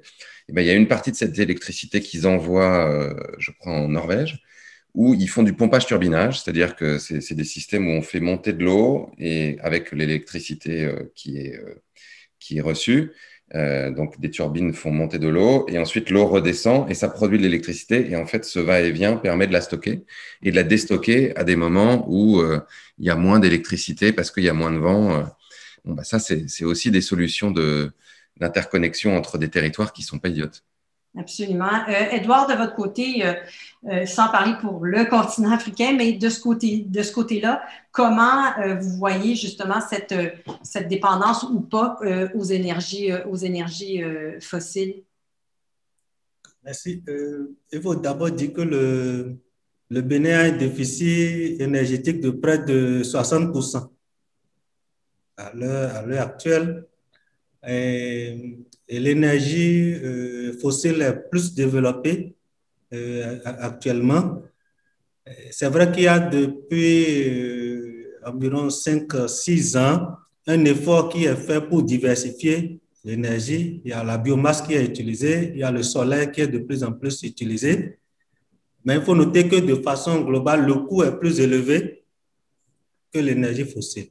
Si bien que la décision des décideurs est plus facile lorsqu'il s'agit de l'énergie fossile que des autres types des autres formes d'énergie. Il faut aussi noter que lorsque nous prenons l'énergie solaire, il y a la qualité qui n'est pas encore ce qu'il faut. Il y a un problème de qualité aussi qui se pose par rapport à l'énergie solaire.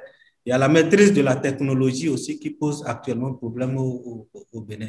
Donc, il y a tous ces éléments qu'il faut vraiment régler pour que l'énergie solaire puisse rentrer dans les habitudes et qu'on puisse diversifier les sources à travers cette source d'énergie qu'est le soleil, qui est quand même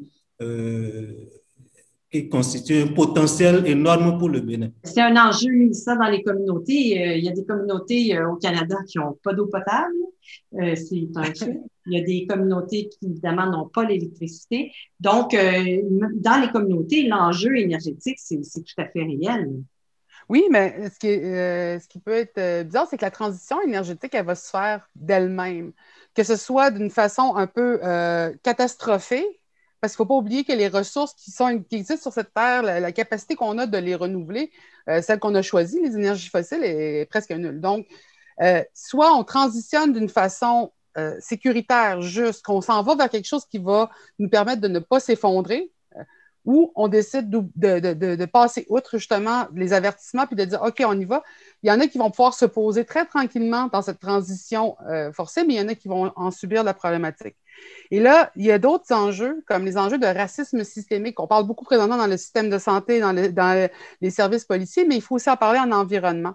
Parce que pendant très longtemps, on considère que certains pays sont pauvres, certains sont riches, alors que les ressources dont on a besoin viennent de ces pays-là. Je pense au continent africain, qui est probablement le continent le plus riche en ressources et, malheureusement, à cause de la colonisation, a subi les conséquences justement de se faire piller son territoire.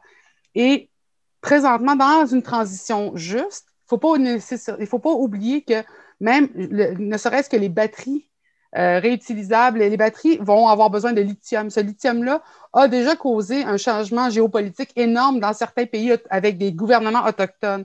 Donc, c'est ne pas négliger que cette transition-là va se faire peut-être en plus au détriment de certaines communautés beaucoup plus sensibles, beaucoup plus à risque. Et là, on parle aussi de où on veut investir sur cette transition-là et comment on veut choisir des solutions. Et là, souvent, on veut prendre excusez-moi l'anglicisme, le package deal, l'ensemble, tu sais, le rabais pour tous. On veut une solution pour tous. Et malheureusement, dans une optique autochtone, je vous dirais, il faut vraiment s'adapter au territoire, avoir une vision tournée vers le territoire. Comme Cyril le disait, on s'adapte au territoire, à la géographie, aux ressources disponibles et on trouve des solutions locales. Et c'est ça où présentement, j'avais suivi une formation, et c'est assez bizarre, à BMW, qui avait donné justement sur le futur une vision assez drôle. Il dit, souvent, quand on regarde un film de Godzilla, le Godzilla augmente et augmente et augmente, il devient toujours plus gros et on cherche toujours à devenir plus gros. Mais à un moment donné, il est tellement gros qu'il s'effondre sous ses propres os et c'est ce qu'on voit avec l'économie présentement, avec les choix qu'on fait. Il dit, ce qui va être de l'avenir, et c'est très drôle à dire en 2021, mais c'est de penser en virus ou en bactéries, des plus petits groupes séparés avec des solutions adaptées à où ils se trouvent. Et là, ça, c'est difficile parce que ce n'est pas économiquement aussi prospère pour l'économie capitaliste. Et alors que localement, c'est prospère pour les régions, pour les gens, pour les communautés, peu importe où ils se trouvent sur leur propre territoire. Donc, c'est des solutions d'avenir, mais ce n'est pas des solutions qui vont rapporter aux investisseurs, ça va rapporter aux citoyens, aux personnes autochtones, aux personnes qui sont souvent ceux qui ont été colonisés et qui ont été pillés sur leur propre territoire. Oui, cette fameuse croissance à tout prix, puis on pourrait parler là des façons dont on calcule même le PIB. Je sais que c'est une question qui vous intéresse, c'est-à-dire est-ce qu'on tient compte, par exemple, d'autres facteurs que des facteurs économiques qui ont néanmoins une portée économique. Je veux vous entendre aussi parce que, mais presque, j'ai envie de dire, en vrac, on parlait de petites initiatives, puis il y a une question qui venait des membres en disant, est-ce que les petites initiatives peuvent faire des petits, peuvent être productibles? Puis, Mélissa, tu viens de dire justement, on peut être dans le petit et adapter. Parlez-moi de ce que vous voyez, de ce que vous avez vu, qui est peut-être justement inspirant, reproductible. Et là, c'est dans tout secteur, vous êtes libre et vous aimeriez justement partager avec nous ces découvertes-là. Je commence avec vous, Laure. Il y a un foisonnement absolument magnifique d'initiatives d'un bout à l'autre de la planète, puis au Québec, où j'ai pu en constater, en être témoin un petit peu plus, puis dans les régions comme dans les grandes villes. Et ce que je trouve qui est intéressant, c'est qu'on transcende les espèces de milieux habituels de la mobilisation citoyenne. Puis j'en témoigne avec le mouvement Mères au front, par exemple, qui est né il y a tout juste 1 an, de cette espèce d'élan du cœur de mères et qui, pour beaucoup, ne s'était jamais mobilisé pour le climat ou sur des questions environnementales, mais qui, là, soudainement réalise que c'est quelque chose de concret qui est touché, c'est quelque chose qu'elles aiment, c'est leurs enfants. Si l'on ne se met pas à l'écoute de la science, les crises comme celles que nous vivons actuellement se multiplieront et s'intensifieront. Agissons en prévention. Aplatissons la courbe des émissions de gaz à effet de serre et plus largement de la pollution. Ensemble, sortons des énergies fossiles. Nous sommes mères et grands-mères par le sang et autrement. Nous nous levons pour protéger nos enfants. Nos enfants qui ne veulent plus faire d'enfants. Nos enfants qui appellent à l'aide. Nos enfants, volcans de promesses que nous avons invités dans cette vie en leur parlant de beauté, de douceur, de vertige, de possible.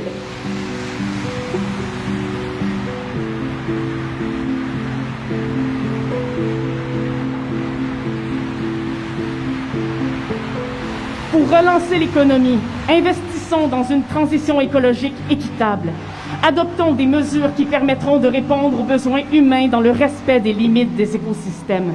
Donnons-nous les moyens de réduire la taille de notre empreinte écologique et de créer de la richesse sociale. Finançons le réaménagement de nos milieux de vie, l'agriculture biologique régénératrice locale, la réduction du gaspillage, notamment alimentaire. l'économie circulaire, l'efficacité énergétique, le transport collectif, la rénovation et la construction écologique, la production d'énergie renouvelable, l'économie sociale, et 101 autres idées pour une relance juste et verte. Et s'il y a quelque chose qui, justement, transcende toutes les cultures, tous les milieux économiques, tous les niveaux de revenus, tous les âges, c'est bien la nécessité de protéger nos enfants, de protéger la santé et la sécurité. Et ce désir-là va se trouver autant chez des gens qui sont à la tête de grandes entreprises, des gens qui sont dans des initiatives communautaires, des gens qui sont en politique, des gens qui sont un petit peu partout dans l'action et qui, chacun à leur manière, prennent des décisions qui ont un impact sur l'environnement et donc sur la santé et la sécurité de nos enfants. Donc, je pense qu'il y a en ce moment un changement de paradigme réel, une volonté de changer les règles du jeu pour faire en sorte qu'on respecte les limites des écosystèmes et qu'on se mette au service du bien-être de la population, toutes ces prises de conscience autour de la santé et même du bonheur. Hein, et ça, c'est intéressant. Il y a quelques semaines, il y a le rapport des Nations unies sur le bonheur qui sortait. Et ce qu'on constate, en fait, c'est que les pays qui sont au sommet de l'indice du bonheur, typiquement, c'est des pays où il y a moins d'inégalités sociales. C'est des pays où il y a des politiques publiques progressistes, des politiques environnementales aussi plus avant-gardistes. Donc, il y a une réflexion à avoir aussi collectivement sur quelles sont les mesures qui contribuent le plus à notre bien-être et ultimement à notre bonheur. Je salue des initiatives comme le G15 aussi, où là, soudainement, ce qui était vraiment inhabituel, il y a des gens, des grandes entreprises, du mouvement environnemental, du mouvement syndical qui se mettent ensemble et qui demandent la même chose, une relance qui soit juste et verte. On vit une crise en ce moment qui est inédite et on a des gouvernements qui vont avoir besoin d'énormément de courage pour sortir de cette crise-là. Et donc, l'initiative du G15, je pense que sa valeur ajoutée, c'est vraiment de dire, regardez, nous, pendant que vous gérez la crise, on a travaillé à bâtir des consensus. La crise nous apprend qu'on est interdépendante comme société, nous apprend aussi qu'on doit devenir résilient. Et dans un contexte où on va affronter d'autres crises, des crises climatiques, on a besoin d'appliquer cette même réflexion-là pour nous rendre résilients. On a le goût de travailler ensemble, on peut vous aider à faire ça. On s'entend tous qu'on a besoin d'y arriver. Voici des idées, des solutions, des ressources pour le faire. Voici les technologies qui existent, qui sont québécoises, ça fonctionne, ça vous fait réduire des coûts, puis en plus, ça améliore votre bilan carbone. L'achat alimentaire local. Un grand chantier national d'électrification des flottes de transport. Transition juste.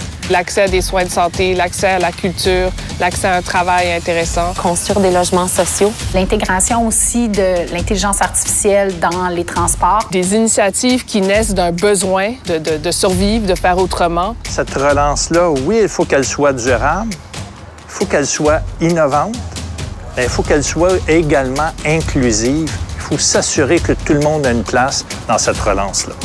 Les gouvernements devraient s'inspirer des idées comme ça, des idées plus vertes, plus solidaires, plus équitables. Il faut travailler sur l'environnement parce qu'une planète morte, c'est une planète sans emploi.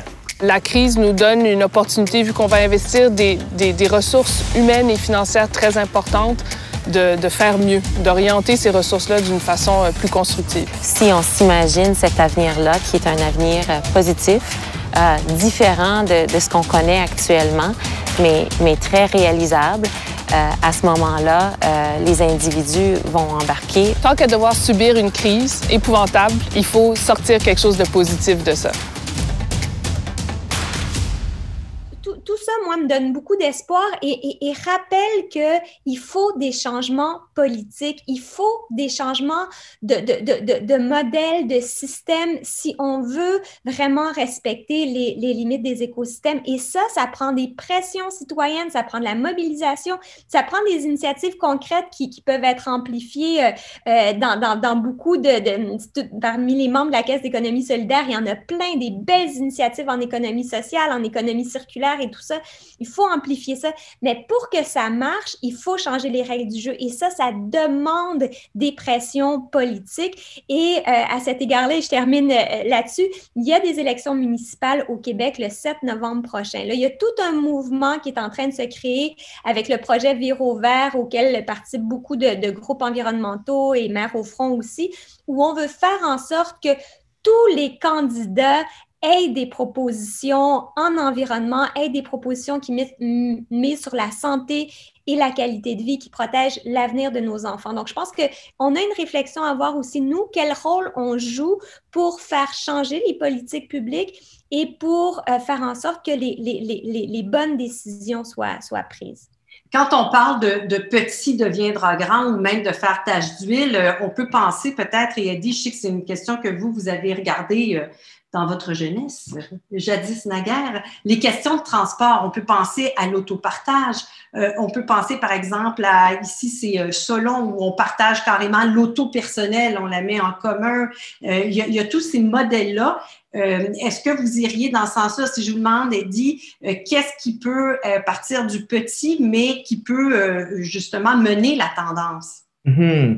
Oui, c'est clair. Moi, d'abord, la réflexion que j'ai vue en fait en 2020, c'est une mobilisation plus vers au sens de rapprochement. Il faut se rapprocher, il faut comprendre ce qu'on est en train de vivre, mais aussi au sens d'appartenance par rapport à notre milieu. Et il faut peut-être se rappeler aussi que juste peut-être pour revenir un peu sur ce que Laure a dit, les gens qui sont mobilisés l'année dernière pour demander plus de justice, c'est aussi des gens qui appartiennent à des groupes très marginalisés, par exemple, qui vivaient les impacts de la COVID-19 de façon très prononcée, comme nos collègues qui sont à Montréal-Nord. Et donc, et de là, et cette grande mobilisation, ces petites mobilisations ont commencé à s'additionner. Et par exemple, il y a eu une démarche sur laquelle Mélissa et moi avons participé, celle sur la relance juste, qui a amené en fait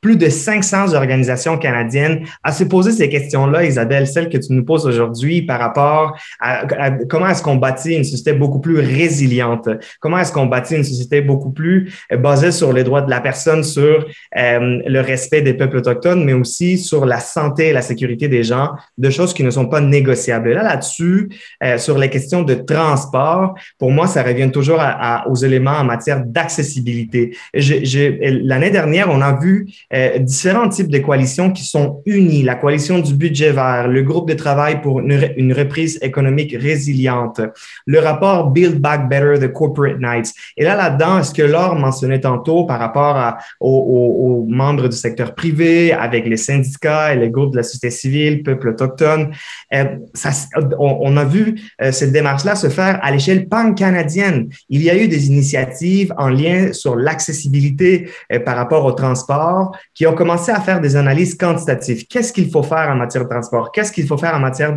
d'efficacité énergétique? Et ça s'est reflété, en fait, un temps soit peu dans le discours du trône qui a été présenté par l'ancienne gouverneure générale quand elle a parlé de justice sociale, changement climatique, l'adoption de la Déclaration sur les Nations unies des peuples autochtones à l'échelle canadienne. Et donc, on est vraiment là-dedans. On est là-dedans et on est à l'heure des choix. Et comme Laure l'a dit, il y a des élections qui s'en viennent en novembre, mais l'année prochaine, ça va être des élections provinciales et ça se peut aussi qu'il y ait des élections fédérales au Canada quand même assez tôt. Donc, on est dans une combinaison de facteurs où il faut en fait utiliser tout ce qu'on a appris ces 12 derniers mois et le mettre en œuvre pour choisir le leadership canadien qu'on souhaite afin de bâtir une société plus résiliente.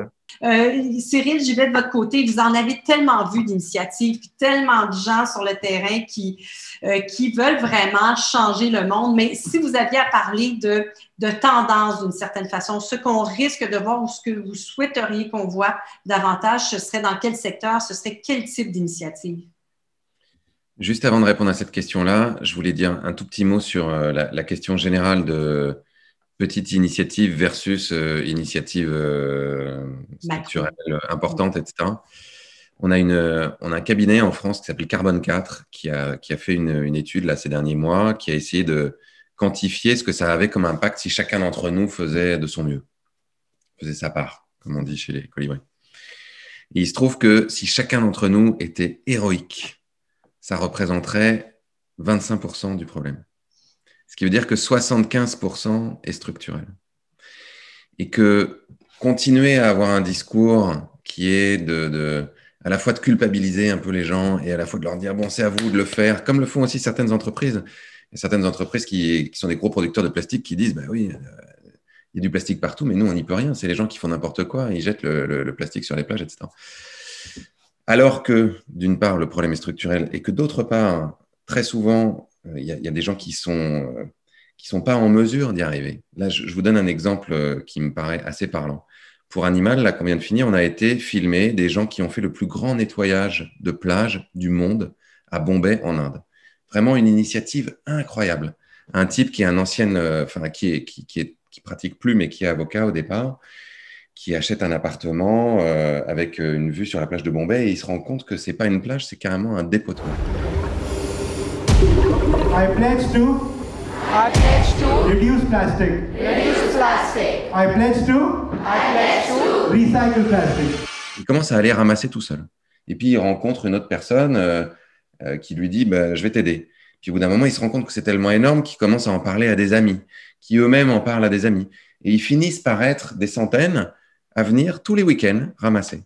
En 3 ans, ils ont récupéré plus de 9 tonnes de plastique. Non seulement ils ont récupéré ce plastique, mais ensuite ils ont été éduquer les citoyens de tous les quartiers de la ville pour leur expliquer comment à la fois recycler, à la fois se passer de plastique pour ne pas avoir à en acheter. Et comme il est avocat, il a même participé à faire voter une loi pour que le plastique à usage unique, notamment, soit interdit. Pourtant, chaque semaine, ils sont obligés de continuer à aller sur la plage parce que la machine qui tourne est trop importante, elle va trop vite.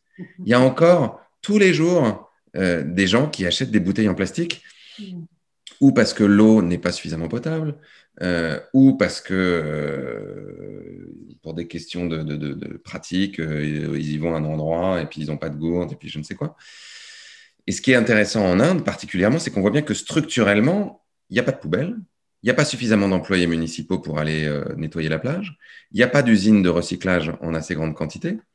Et donc, d'une certaine manière, même quelqu'un qui serait de bonne volonté ne pourrait pas y arriver. Donc, c'est pour ça que ce que disait Laure est tout à fait fondamental. À un moment, il faut changer la structure. Il faut changer le cadre dans lequel les gens vivent et leur donner la possibilité que ce soit hyper facile de vivre sans déchets, d'acheter de la nourriture locale, de consommer de l'énergie renouvelable qui vient, pareil, du territoire, de pouvoir faire isoler leur maison, de pouvoir faire du vélo au lieu de faire la voiture. Si c'est structurellement hyper facilité, on va voir que l'effet multiplicateur et la transformation qu'il va y avoir va être infiniment plus rapide. Alors que si on attend simplement que les gens soient de bonne volonté et fassent les trucs eux-mêmes, on en a pour 2 ou 3 générations. Oui.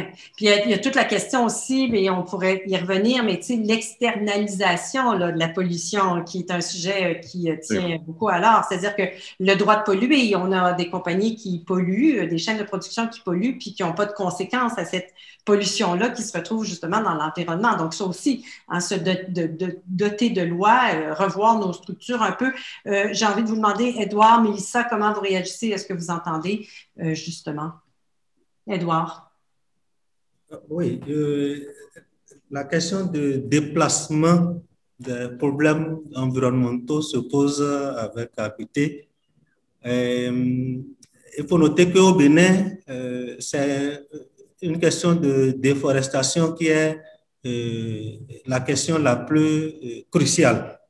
Et la déforestation, comme l'a dit Cyril tout à l'heure, c'est un peu un problème structurel. C'est beaucoup plus structurel qu'individuel. Il y a des initiatives locales pour protéger les forêts. Mais j'avoue que tant que les politiques ne vont pas prendre les décisions qu'il faut, ces initiatives vont rester au niveau local. Ça ne va pas produire les effets qu'il faut. Je vais vous donner quelques exemples. Je prends le cas des forêts sacrées. Il y a ce qu'on appelle les forêts sacrées au Bénin, et c'est des forêts dans lesquelles il y a des divinités et qui sont naturellement protégées par les prêtres de cette divinité-là et par les adeptes. Mais depuis un certain nombre d'années, quand bien même ces forêts sont protégées, il y a des étrangers, en greffe, des Indo-Pakistanais, des Chinois et autres, qui sont autorisés par le pouvoir public pour aller donc exploiter des espèces rares qui se trouvent dans ces forêts-là. Donc, c'est pour ça, malgré la volonté donc des dignitaires, des gardiens de ces forêts-là, il y a ces incursions plutôt qui se font par des personnes autorisées par le pouvoir public. Des changements politiques, des changements structurels, de la réglementation, des interventions. Voilà. Ça, c'est des éléments très importants qu'il faut. Absolument. Mélissa, je reviens peut-être à des exemples.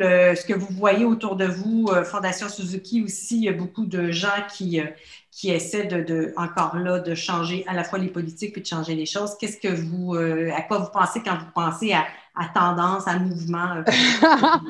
Bien, moi, j'ai commencé avec le mot intersectionnalité. Je vais finir avec l'intersectionnalité parce que une des premières questions qu'on nous disait au début, pourquoi est-ce que le mouvement environnemental et le mouvement autochtone, d'un coup, s'unissent pour aller de l'avant sur des enjeux? Parce que même si on le fait pour des raisons culturelles ou idéologiques qui sont différentes, le but était le même, c'est-à-dire protéger le territoire. Avec le temps, par exemple, l'intersectionnalité, ça se travaille. C'est une relation qui se crée. Et on ne peut pas la forcer, comme la mettre de l'avant, juste dire, OK, parce qu'on s'entend sur un sujet, il a fallu créer des relations. Donc, cette intersectionnalité-là, c'est travailler. Mais ce que ça a créé, par exemple, c'est que ça a créé des relations beaucoup plus solides. Moi, au début, je ne suis pas une environnementaliste. Je ne suis pas ce qu'on va dire comme culturellement environnementaliste. Je suis une Innu. Alors, pour moi, ça inclut toutes ces valeurs-là, mais d'une façon différente. Mais à force de, justement, créer des relations vivre avec l'autre, justement, avec Eddie, avec Laure, eh bien, ce qu'ils apportent, ces informations-là, ont transformé ma manière de faire. Et moi, j'ai pu voir, ah oui, ben tel truc est problématique qui vient de ma propre personne. Et moi, après ça, j'arrive dans les milieux, puis je dis, tu sais, il y a une problématique par rapport à la discrimination, le tokenisme, ce qui veut dire, tu sais, faire d'un autochtone. On a un autochtone dans notre groupe! Tu sais, avec le travail, c'est fait. Et je pense que c'est extrêmement important dans les milieux militants qui ont ce but de protéger l'environnement, que ce soit parce que tu le fais pour des raisons de véganisme ou de déforestation ou de protection des océans, de voir que nos différentes luttes en silo ont besoin de se connecter comme un capteur de rêve. Parce que ce qui arrive, c'est qu'à l'opposé, puis là, je pense aux élections qui s'en viennent, à l'opposé, il y a un message qui est clair, il y a une union par rapport aux personnes qui veulent voir des projets fossiles aller de l'avant, des pipelines aller de l'avant.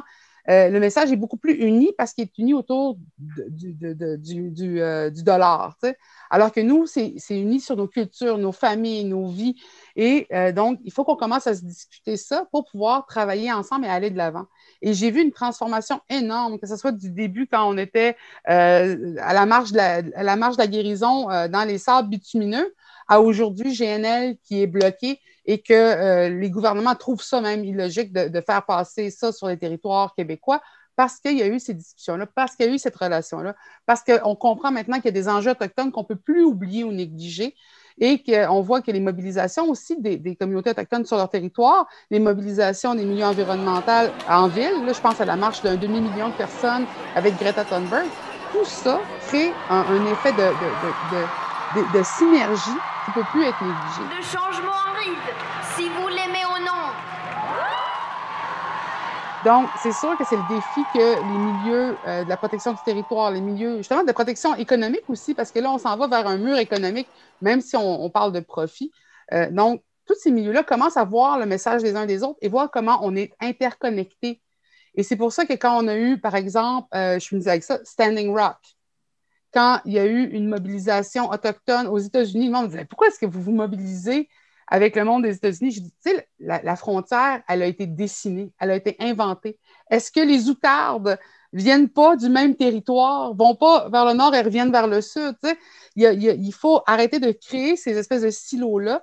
Et là, il y a eu une mobilisation qui s'est faite en support des gens de Standing Rock. Et là, on a vu les effets que les politiques des États-Unis ont sur le Canada, par exemple, ou que les projets qui polluent sur des territoires vont juste bénéficier à certains qui sont très loin de ces territoires-là. Donc, de plus en plus, le discours se fait, mais il faut qu'il se fasse en accéléré parce que, comme vous disiez, les forces sont grandes. Tu sais, Cyril, tu le dis, les forces sont grandes pour faire pousser ça et la structure est en place depuis si longtemps qu'on la prend comme une structure naturelle alors qu'elle est totalement pas naturelle et elle se fait au détriment des humains. En premier, justement, les communautés qui sont racisées, les femmes, les enfants et les aînés vont en souffrir le plus. C'est malheureusement ce qu'on voit encore aujourd'hui. Oui. Alors, Mélissa, ben, on va te laisser finalement le mot de la fin dans le sens où on va parler d'hyperconnectivité puis d'hypersectionnalité puis du fait que, finalement, macro, micro, les individus, les entreprises, les institutions financières, parce qu'on pourrait parler de comment on finance la transition. Il y a des exemples ailleurs dans le monde. On aurait pu parler de l'exemple, justement, de Suisse dont Cyril a parlé dans son film Demain. Et même ici, la Caisse d'économie solidaire, Laure le sait, mais a aussi un travail à faire. Elle va prendre sûrement le fruit de vos réflexions pour poursuivre sa réflexion. Puis comment favoriser cette transition-là, puis faire émerger et permettre donc une amélioration des façons de faire de chacun, entre autres choses. Alors, je vous remercie à tous d'avoir été là pour nourrir la réflexion. Merci aux membres donc de la Caisse qui étaient nombreux, je pense, avec nous ce soir. Donc, merci Eddie, merci Édouard, Cyril, Mélissa, Laure. C'est un plaisir d'avoir été avec vous, d'avoir pu bénéficier de votre expérience et vous dire aussi que la Caisse d'économie solidaire vous donne rendez-vous à la grande fête de la solidarité. Ça va se faire, si tout va bien, cet automne. Si tout va bien en présentiel, nouveau mot à la mode, on n'en peut plus. Mais en tout cas, c'est ça. On espère qu'on va être ensemble cet automne, donc pour cette fête-là à laquelle sont conviés tous les membres. Merci tout le monde. Ça fut un plaisir. Merci Isabelle. Merci tout le monde. Au revoir. Merci tout le monde. Au revoir.